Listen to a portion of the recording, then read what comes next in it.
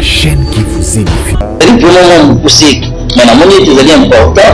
Oui, ça peut y avoir des Congolais, et pas une à soutenir Mbokanae et par rapport à la procédure Oyo, la célèbre de la Xangai. La monnaie, par la qui décidé carte na biso ya Congo. Na ba destiné d'abord carte Afrique, carte Afrique Mobimba, ezalaki carte ba destiné yango Afrique nyonso ezalaki lokola couleur ya pembe. Na ba katikati ba pays ndenge ba pays ndenge to mona na classe ndenge ezalaka. Mais na moni carte ya Congo bakati yango ezalaki couleur ya rouge. Bakati yango ba destiné carte ya Congo ezalaki couleur ya rouge, ezalaki na forme na couleur ya drapeau te kaka couleur ya rouge Congo Mobimba. Donc basali yango lolenge wana na moni kaye kokoma verset moko ya Bible bakomi verset oyo Matthieu chapitre 12 dans la ligne na Nzambe toki kotanga magambo na biso Matthieu chapitre 12 le verset 29. La Bible dit ceci: ou comment quelqu'un peut-il entrer dans la maison d'un homme fort, piller ses biens sans avoir auparavant lié cet homme fort? Alors seulement il pillera sa maison. Celui qui n'est pas avec moi, voilà, je me limite là, avoir auparavant lié cet homme fort, alors seulement il pillera sa maison. Dans la moni, va dessiner carte à Congo, la couleur rouge, et va verser wana, va commis l'écolo, il y a comment mon tapokota nanda kwa motomakasi, ça au préalable, à Kama d'abord motomakasi wana, na eko sutuka na biba. Mais nini na siko mona, on a s'intéressé qui nango, penta te, na zongi na repo, na na zongi shosho na dosam. Na dosoma na eko joa, ce qu'on na eko joa, pose na eko vanda, na moni bazongi seninga lisusu le même vision wana. Carte ya Afrique Mobimba, ndenge na banki préalable, ba pays nyonso bakati carte ya couleur ya pembe, bakati ba pays, mais ya Congo ezalaki rouge. Bazwi verset oyo, bakole yango likolo ya carte na biso ya Congo. Bazotuna soki lobenge nini mutu akokota na ndako ya moto makasi sans au préalable akanga moto makasi. C'est là maintenant que nabandi koyoka la voix du Seigneur alobi na ngai boye. Alobi le problème ya bino Congo. Alobi Congo ezali moto makasi ya passage oyo muti kotana. Po bakota na Congo esengelaki balie d'abord Congo. Nde bazwa moyen ya kopie mboka na bino. Alors vous allez coller là, peut-être dans le copier bino, parce que kokoma bino. Kasi avant basa la mboka oyo lobengo yo, babandaki d'abord na kokanga moto, kokanga Congo. Donc pour nous bazaki phrase de simple, bazaki koloba kokanga Congo. Alors babandaki d'abord na lier le Congo. Alors j'ai commencé à poser des questions. Comment bazaki collier Congo? Avec première chose, il y a lié Congo et Bandaki na infiltration. Le Congo a été infiltré sur tous les domaines. Dans le domaine union, sur le Canabino, et ça a été infiltré. Abandi, Mouta, la histoire et la conférence de Berlin. Oh, la conférence de Berlin, tout le temps dans la classe, tu es dans la classe. Mais j'étais étonné maintenant, là, on m'a dit, Mouta à l'époque, voilà. Et quand on va dire une conférence de Berlin, même massivement. Même avant la conférence de Berlin, la conférence de Berlin et avant la conférence. Donc il faut utiliser les deux parce que la vision de la révélation, la chaîne qui vous édifie.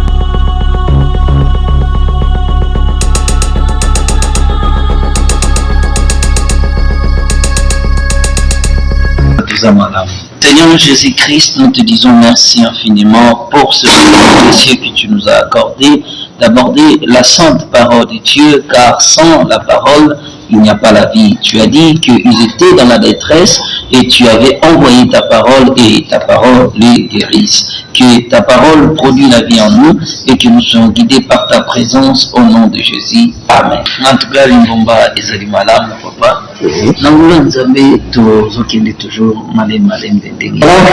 pense que la Bible est claire. Les gotha rapidement, ce sera utile, il y a autant d'amour, il y a autant. Dans 1 Timothée chapitre 4, le verset 1. Mais l'Esprit dit expressement que dans les derniers temps, quelques-uns abandonneront la foi pour s'attacher à des esprits séducteurs et à des doctrines de démons par l'hypocrisie de faux docteurs portant la matricule dans leur propre conscience, prescrivant, voilà, dans la Bible Dieu continue, la Bible dit que dans les derniers jours, quelques-uns abandonneront la foi pour s'attacher à des doctrines de démons. Donc, c'était déjà une prophétie de la part du Seigneur, lorsqu'avec avertir Bissoé Nathan Souka, tout le monde va quitter la parole de Dieu ou bien la bonne message du Seigneur Jésus-Christ pour s'attacher là-bas aux sectes doctrines. Et si on part encore, je reviens dans le même texte, nous allons voir que la Bible insiste encore que les hommes auront la dénagaison d'attendre de bonnes choses, donc d'attendre la parole de Dieu, d'attendre même pour s'attacher à la doctrine des démons, qui sont les enseignements qui sont contraires à la foi du Seigneur. La foi du Seigneur nous amène d'abord à chercher premièrement le royaume de Dieu, la sanctification, la crainte de Dieu. Nous parlons de chercher premièrement le royaume tel que le travail de tout homme de Dieu doit prêcher le royaume de Dieu, mais comment chercher ce royaume de Dieu? C'est ce qui se pose, ou bien c'est ce qui pose un grand problème au milieu des chrétiens. Alors, et pas la Bassala Nzambe, la Bible est encore claire. Dans Ésaïe chapitre 30, là, on demande à Dieu, ils diront aux serviteurs, aux prophètes, ne voyez pas, ne prophétisez pas de bonnes choses, prophétisez-nous des chimères. Donc, à cause, il y a tant de la fin où vous voyez qu'on vive, tellement que les gens vont supporter encore la vérité des sociétés, car ainsi parle le Seigneur l'Éternel, le Saint d'Israël. Je prends dans le livre d'Ésaïe chapitre 30, et la Bible d'Ésaïe qu'on va nous à la longue et à l'âge à la maison. Mais moi je prends quelques textes qui sont importants pour nous permettre la compréhension de notre. Je prends d'abord verset 1. Malheur dit au Seigneur aux enfants rebelles, qui prennent des résolutions sans moi et qui font des alliances sans ma volonté, qui descendent en Égypte, on va expliquer, les textes est vraiment très long, mais moi je me limite d'abord au verset 1 et marquer directement au verset 10. On a verset 9 au verset 10, mais on va comprendre le pensée générale. Mais moi je prends le verset 1, on parle d'abord du fils des rebelles, au verset 9 et au verset 10 on dit ceci. Car c'est un peuple rebelle, ce sont des enfants menteurs, des enfants qui ne veulent point écouter la loi de l'Éternel, qui disent aux voyants, ne voyez pas, et aux prophètes, ne prophétisez pas de vérité. Dites-nous des choses flatteuses, prophétisez des chemins, détournez-vous du chemin, écartez-vous du sentier, éloignez de notre présence le sang d'Israël. Pour la compréhension, Ésaïe chapitre 30, le verset 1 jusqu'au verset 10. Donc la Bible, et moi je lis au verset 9 jusqu'au verset 10. Alors oui, clairement, que nous avons pour s'adresser à un peuple. Alors oui, le verset 1, tout le monde est vu, c'est un malheur, on va avoir résolution, c'est moi, un peuple rebelle, mais Dieu maintenant dit encore ce peuple rebelle qui dit aux voyants, c'est-à-dire aux hommes de Dieu, aux voyants ou aux prophètes, ne prophétisez pas la vérité, dites-nous des choses flatteuses. C'est le temps lorsqu'elles nous vivons. Lorsque le pasteur, aujourd'hui, la responsabilité est donnée aux pasteurs et aux fidèles.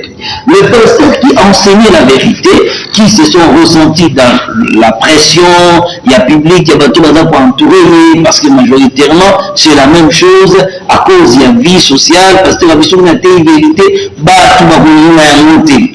Alors, à s'adhérer directement, à comme côté, Makambo, auditoire, ils ont dit qu'on s'est fait là, pour ceux qui n'ont lobby, maman était la repambolana, ceux qui n'ont lobby, mon était la repambolana.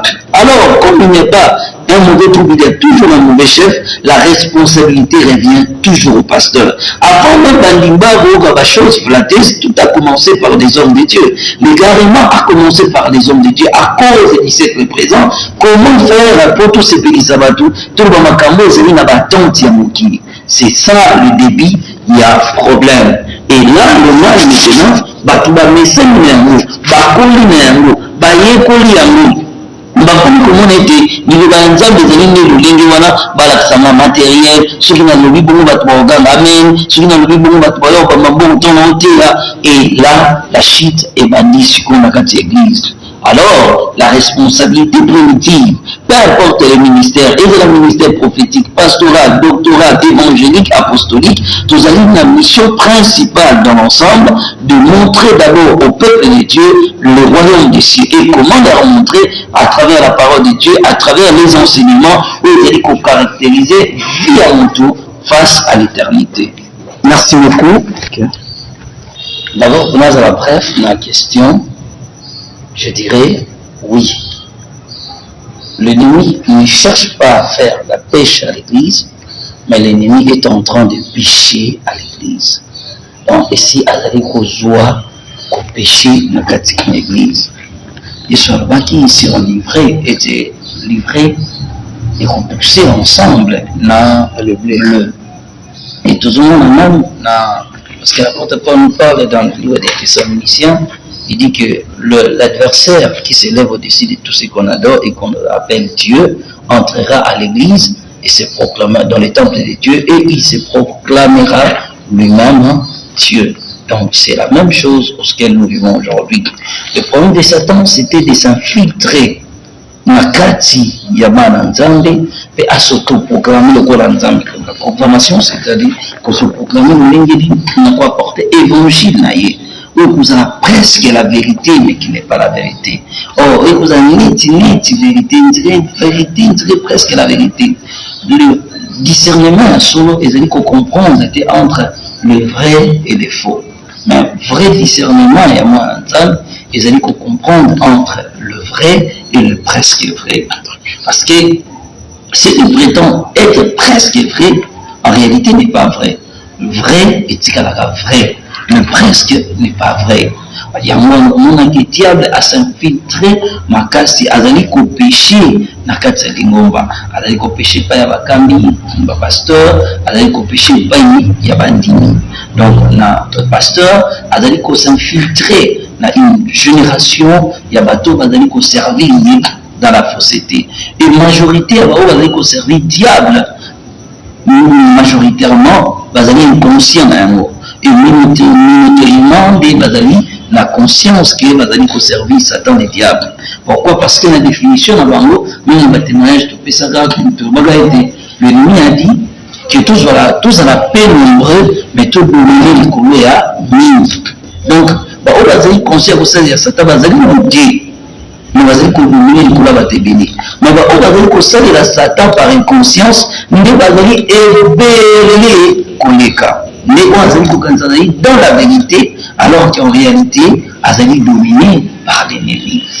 Et cette domination, comme je viens de le dire, je le répète, c'est pas souvent au moyen de la conscience. Donc, d'une manière inconsciente, Azali de Satan, sans le savoir, lorsqu'il y a un faux serviteur de Dieu, avec pour transférer le message n'ayez pas des milliers, tout le monde sont plutôt son pouvoir satanique, puis va venir dans la dette de Satan sans le savoir. Mais sur le dans Matthieu chapitre 23, verset 13, et que vous, pharisiens, vous voyez que vous vous avez pour empêcher de vous la sauver. Donc lorsqu'il y a un serviteur du diable, tout le monde va écouter le message naïf, comme va d'être par une conscience, il y a Satan, parce que un homme qui est ce qu'on a. Donc on va transférer dans le message, on va faire l'évangile naïf, directement, on va taper la fausseté naïf. Il y a un va proclamer en haut. C'est comme ça que va vous servir le diable d'une manière indirecte. La guerre est déjà là, la guerre a été déjà prononcée par le Seigneur lui-même dans Matthieu chapitre 24. Le Seigneur Jésus-Christ a dit ceci. Matthieu chapitre 24, le verset 5 au verset 6. Il dit ceci. Jésus répondit, prenez garde que personne ne vous séduise, car plusieurs viendront sous mon nom en disant, c'est moi qui suis le Christ. Ils séduiront beaucoup de gens. Vous attendez parler de guerre et des bruits de guerre, gardez-vous d'être troublés, car il faut que ces choses arrivent, mais ce ne sera pas encore la fin. Une nation s'élèvera contre une nation et un royaume contre un royaume. Il y aura en divers lieux des familles, des tremblements de terre. Tout cela ne sera que les commencements des douleurs. Le Seigneur a dit ceci. Une royaume s'élèvera contre une autre, plutôt un royaume contre un royaume, une nation contre une autre nation. Et les deux nations seront en confrontation. Or, en réalité, dans le monde, on a toujours eu des guerres. Tout ça, toujours dans Bitumba, Bandakala, tout le monde a Bitumba Goliath, tout le monde a Bitumba David, tout le monde a Bitumba Ebele, dans Mokini, il y a Gédéon, tout le monde a Bitumba, il y a Roi Josaphat. Donc la Bible a déjà parlé des guerres et les guerres ont toujours existé dans l'histoire de l'humanité. Mais en réalité, la guerre que le Seigneur Jésus-Christ parlait, ils allaient une guerre prophétique, où ils allaient entre les deux nations et qu'ils allaient en confrontation. On a univers, il n'y a que deux royaumes où ils allaient le plus grand de tous les royaumes qui existaient dans le monde et dans les temps, c'est le royaume de Dieu et le royaume du diable. C'est la nation de Dieu et la nation du diable. C'est ça les deux grands royaumes où vous allez en confrontation jusqu'à la venue du Seigneur Jésus-Christ. C'est juste que tout le monde il y aura des guerres, enlèvement de l'église, après, maintenant il y aura la guerre, Gog Magog, Armageddon, ainsi de suite, jusqu'à la fin du monde. Alors l'église maintenant a une phase de guerre parce que maintenant notre salut est défini par rapport à Romains chapitre 8 et ceux qui peuvent prendre à la maison à partir du verset 30 jusqu'en bas, là au monde maintenant nous sommes en phase de guerre parce que Satan qui était un accusateur est devenu maintenant celui qui est engagé au combat. Alors c'est aussi, nous vivons à la génération de l'Apocalypse chapitre 12, il y a une confrontation, le diable est allé maintenant faire la guerre au reste de la postérité de la femme. Apocalypse chapitre 12, le verset 8, 12, le verset 18. Le serpent a reste la postérité de la femme qui est l'église. Donc l'église est maintenant en guerre, l'église est combattue sur tout le plan. Il est combattu par rapport à le plan, à l'accomplissement et à peur de pour l'église. Il est combattu par rapport à l'existence d'un sur la terre. Il est combattu par rapport à regarder la vérité dans le sermon qui dit. Il est combattu par rapport à la marche vers le ciel. Il est combattu par rapport à la mission dans le qui. Voilà. En fait, nous allons nous pousser. Comme nous allons voir, ils allaient vraiment laïté. Comme nous nyonso, nous allons d'abord les camarades de l'Ibandaki. Comme nous nyonso, à éviter tout ça qui s'est passé dans le moment où, comme nous nyonso, nous avons asala quelque chose pour nous soutenir beaucoup naï, tout le monde a musicien profane, donc nous soutenir faire des scénarios, pasteur, tout le monde. Autorisation soutenir dans moment difficile. Nous pensons à biso, ils allaient vraiment tourner dans l'église, ils allaient vraiment tourner dans la réalité où ils allaient se passer actuellement. Alors, vu que la réalité qui s'est passée, Basoda, la qui soutient la mboka na kokende na champ du combat bazali kokende kobunda mpona kosote ekolo ya bayi politique bazali kosala pe eteli na bango ya koremplir badevoir esengeli président ainsi gouvernement bato nyonso vraiment tous les chrétiens et tout le Congolais à travers le monde entier tout le monde a soutien partout bato bazotia soutien FRDC tout le monde a même que bato bato bakolata tolati bateni biso nyonso pourquoi tolati bateni ezali toujours pour manifester soutien ya mboka na biso na eteni moto azali kokipe azali koluka asala apport na ye ngai na eteni na ngai oyo nazali ete nazali kaka mosala nzambe nateyaka sango malamu oyo nzambe asili kopermettre ngai natia na génération na ngai na remplir devoir na ngai mais nazali mpe congolais likambo ekoyi na mboka na biso ezali likambo monene oyo ezali kotungisa biso nyonso bayi mboka nyonso tozali komitungisama na yango alors mitungisi na ngai esukaki wana te nazwaki mokano ya koluka kobondela koyeba ete nini mpenza to priere kogene kosambela nyonso mpona komema appui vraiment nakendeki kodécouvrir te mpona se préciser nakendeki kobondela koyeba nini ezotungisa mboka na biso esengeli tosala nini nakendeki kobondela susi na ngai ezalaki ete mboka na ngai ezokaka kimia bato bazokufa kimi kota na mboka baoyo nyonso bazali bachrétien bazolanda bayebi ndenge tobondelaka eza na ntango takendaka kosambela kotuna baquestion eza mpe ntango situation ezali grave tokotaka na bapriere ya combat kodéclare kosaka maloba pour voir un changement et position na ngai ezalaki nde lolenge wana mais nakozala na kati ya mabondeli wana naye kodécouvrir naye kozwa message moko claire oyo nalingi na mbika kopartage na bandeko la révélation que j'avais reçue ezali vraiment mokuse mais na moni ezali important koyebisa mpe ya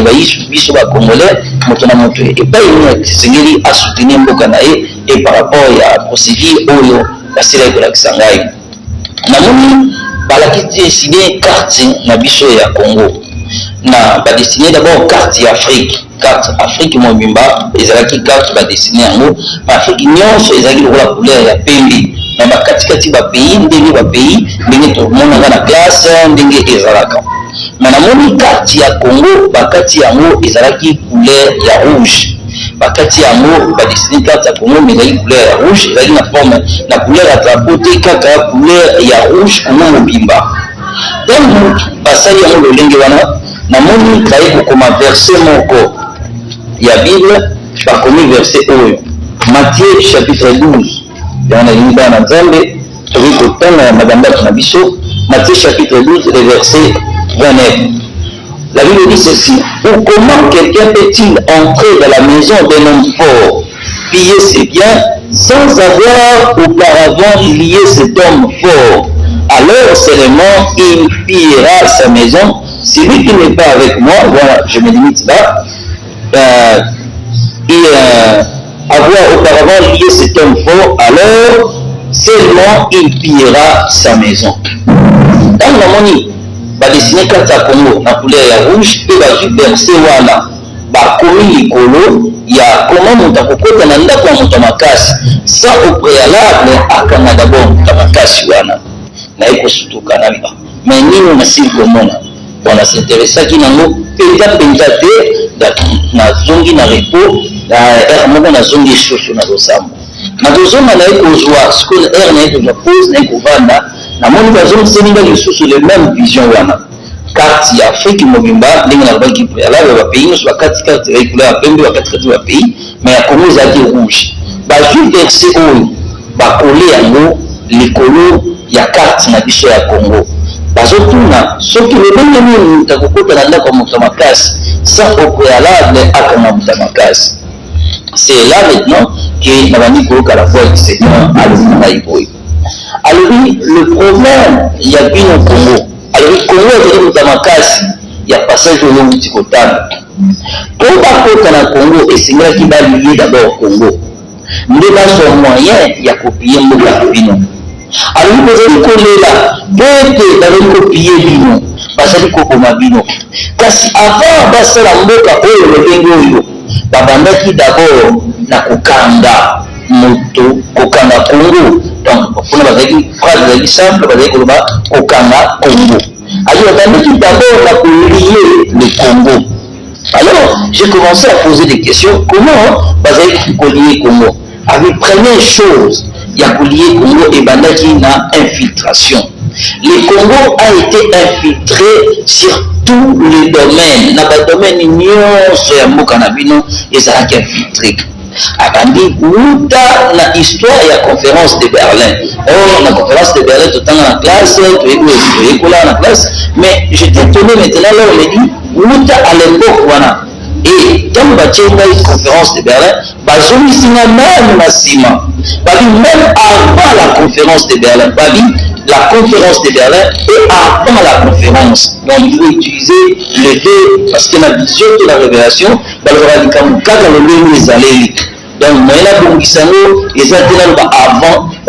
la conférence et avant la conférence. Avec lorsque l'explorateur a découvert la richesse et Israël na mboka oyo ba détruit tous les trésors et Israël na kati mboka oyo ba grande puissance ba sala nyonso pona ko garder Congo la situation où ezali na yango ba sala nyonso ils ont utilisé leur politique pour maintenir Congo na terme na yoka ya ko dompter le Congo pour s'en sortir de génération à génération le Congo est garder même position na yango. Alors si pour vaincre la politique qu'ils ont utilisée pour maintenir Congo la situation, c'était l'infiltration. Israël pour infiltrer Congo sur tous les domaines, prendre les étrangers, les introduire dans notre pays, n'a pas couché nyonso oyo biso toyebi na mboka na armée na politique na même na vie sociale il y avait toujours des infiltrés oyo bainfiltraki bango mboka oyo mpo basala bamétenir pays oyo basala toujours na suprématie ya kocontrôle biso sikoyo namoni tout autour ya Congo biloko moko lokola batie ezali lokola batashe na batashe wana bakomema les embargos batie basystème moko boye batashe lokola ezalaki rouge komo mobimba mpe bakomaki verset biblique na otu koloba mais bapointe wana ezalaki bapoint noir bapoint noir wana ezalaki tout autour ya bapays ezali bapays frontalier na biso nyonso tous les pays frontaliers tout autour ya Congo ezalaki na bapoint noir wana abi système nini basala il pouvoir maintenir Congo bainfiltre biso na kati baye kozwa pouvoir ya tout autour tous les nations ezali contouré Congo azali pour objectif qu'on maintenir le grand Congo dans la même situation empêcher que le Congo et les Congolais se développer ceux qui Congolais à sa maturité sur tous les domaines. Les Congolais travaillent, les Congolais diaspora, les Congolais travaillent le monde, sur tous les plans. Au baquet de diaspora, on s'anime. Baquet pour la balle, pour l'intelligence. Objectif principal, c'est le développement. Les Congolais vont venir en France, vont venir en Belgique, vont venir en Italie, en Australie. Pour les autres dans la place, bon, je vais aller mais tout le monde va courir, il va alors, si le cas la grande puissance, il y a une analyse de la nuance. Qu'un jour, un peuple a servi, on a toujours eu un servicement à Bango. On a toujours eu un Bango. Comment faire pour obtenir Bango, passer à Bango? Ils ont pris parmi les armes fortes utilisées, ils ont utilisé aussi l'embargo. Alors, Bachetemo va commis les embargos parce que c'était pluriel, mais ce qui triomphait plus, ils ont dit la partie est de la mission à Mboka. Et dans cet embargo-là, Bachet, on va dessiner mon nom qui fait apparaître mon nom qui boye. Or, lorsqu'il y a une nation, à la possession des armes, avec la richesse de tout ça dans le Congo, l'intelligence au Congolais va véhiculer à travers le monde. Même savoir wana objectif que vous avez tout dans nos propres inventions tout comme pour ça là-bas mais la biso moko lorsque le pays avant d'abord avant de faire une kinae a population va que vous permettre à défendre le territoire naïe par le les points interdits c'est quoi empêcher bango battre objectif c'est vrai on a des armes tout ça on a un cannabis tout ça la mindoki mais ceux qui peuvent se renseigner pour se renseigner on comprend que les Congo à la sous l'embargo que je viens de dire. Dans nos armes ne sont pas d'une manière ouverte, nous devons en possession, parce qu'ils ont un armement aussi de haut, comme nous avons pour ça dans l'eau, où les ça face avec le nombre de militaires tout dans la banque, le nombre de la population tout ça, je ne pense pas, on ne peut pas mettre les gens mal à l'aise, on est tous en Afrique, nous sommes tous en Congolais, nous sommes plutôt tous africains, mais quand même, nos capacités à sécurité la mission, et nous avons un niveau encore trop élevé. Alors il faut les empêcher. Il y a un système voilà. Et pourquoi? Parce que l'est du pays n'est pas une attaque qui peut passer à nous. Alors le système voilà infiltration. Il faut que tout le système, il y a beaucoup d'ambition, ils ont infiltré. Infiltrer à niveau il y a éducation, infiltrer à niveau il y a vie sociale, infiltrer à niveau politique, dans l'ensemble, c'est moi je veux dire politique, donc sur tous les domaines, et même ce que les Congolais sont en train d'acquiser, qui est toujours d'infiltrer l'armée, toujours d'infiltrer la politique, vraiment personne n'est mort, parce que dans cette vision était tout à fait vrai qu'il y a l'infiltration sur tous les plans. Et cette infiltration a pour objectif principal, le mot que je venais de dire, dompter le Congo. Kokanga, Congolais atika la pour s'en sortir, Congolais atika la pour se retrouver, Congolais a pensé oui, et qu'est-ce que je dois faire pour la relever des défis. Quand le Congo a été mis à Moutoum, alors une situation où ça s'est passé dans les autres tellement dit, là le Congo a mis à Moutoum, alors il y a d'autres qui sont venus à Banda, alors que tout autour à son adversaire naïe. Donc, tout cas, il y a des choses qui sont la Congolais, tout qui est défendre le cause numéro A. Par exemple, 10, 7, dans un moment de traite. Or, lorsque la douanerie infiltrée la carte dans le Moko, bato wana moye barelever défi ezali te ntango nyonso bazali koéchouer traître azali libanda te traître azali na kati.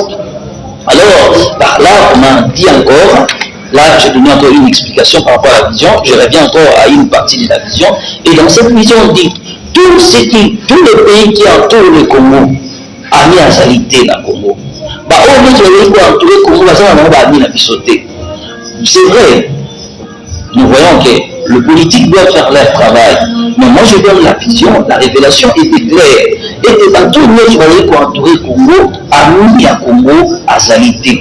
C'est pourquoi le système imposé par de grandes puissances, Bango Bazali a des rois, il y a pour maintenir Congo, il y a pour surveiller Congo à relever la tête. Donc, comme Bahami, alors que Bazali Bahami n'a pas mis à Congo. Bango objectif c'est de maintenir Congo dans la même situation. Au détriment de Congo pour l'enrichissement de la grande puissance. Et que ceux qui Congo a fait conscience, l'Afrique est pour relever son plus grand défi. Mais à la fin, maintenant, on va partir, on a monarchie, il y avait quelque chose de l'autre côté, Congo c'était comme un arbre plutôt, on attend de côté, et on parlait maintenant du relèvement du Congo. Alors, avant d'arriver au relèvement, pour parler dans le système, voilà. Les infiltrations sur tous les domaines pour empêcher les grands Congo à relever la tête. Alors, maintenant, qu'est-ce que le Congo signifie ça là pour relever des défis? Le plus grand défi au Congo est de se relever. Namakambo Nyonso, Ezali Nambo, Ezali d'abord la prise de conscience. Les Congolais essayaient d'avoir conscience sur tous les domaines. Chaque Congolais à travers le monde a pensé l'apport Nimbo Yakuku Mimanamoka Naïk. Apport Nimbo Yakuku contribuer. Pour Congo Tongamabi, Montonamoto Seigneur a d'abord la prise de conscience. Deuxième chose, que chaque Congolais s'est comprendre qu'il a la responsabilité de défendre la souveraineté à Mokanaï. Et que tous les Congolais s'est payé un prix pour défendre la souveraineté à Mokanaï. Dans le domaine de l'intelligence, on va payer étranger, on va même le plan national. Parents toujours la même pensée que Mboka na biso ezali Congo tôt na Mboka na biso. Pour quel objectif? Pour construire notre pays. Tout le apport de biso comme na Mboka na biso. Moi na la médecine, la médecine à la classe d'un sérieux, l'homme même ce qui a joué à fond à automatiser puisque l'hôpital a relevé des films en Mokanaï. On a la scientifique, pour nous la invention, les Congolais va s'investir dans les causes du Congo, ne viendra ni de l'ONU, ne viendra ni des organisations de l'extérieur, ne viendra ni des accords, ni des alliances. Le problème du Congo sera résolu que par des Congolais. Alors, troisième point, on va appeler cette inale, la prière d'Esther. La prière d'Esther, voilà. Alors que pendant que tu me l'as dit, est-ce que toi, tu me l'as dit, parce que toi, tu as dit, quand on a expliqué, tu n'étais coupé dans ma tasse. Le Seigneur m'a dit ceci, qui au peuple congolais. Il y a que ça la gêne d'Esther. La reine Esther a prié à qui? Pour nous expliquer pas dans Zambie, au peut-être dans l'histoire d'Esther, dans le livre Esther, le chapitre 1, le chapitre 2, ainsi de suite. La reine Esther, lorsque Naman a commis le loi, il y a Mardoché, à côté qui m'a bon débit. Par côté qui gêne, il y a Mardoché, il y a la juive en général. Ainsi, la reine Esther a côté qui m'a bon débit. Après, recommandé qui n'a pas dû venir. Par contre, à mon bon débit, il y a 3 jours. Par contre, il n'a pas gêné pendant 3 jours. Naman a dit que tout ça va nous, et c'est lui qui a dit à quoi. Alors, le Seigneur m'a dit de dire aux Congolais de prier pendant 3 jours.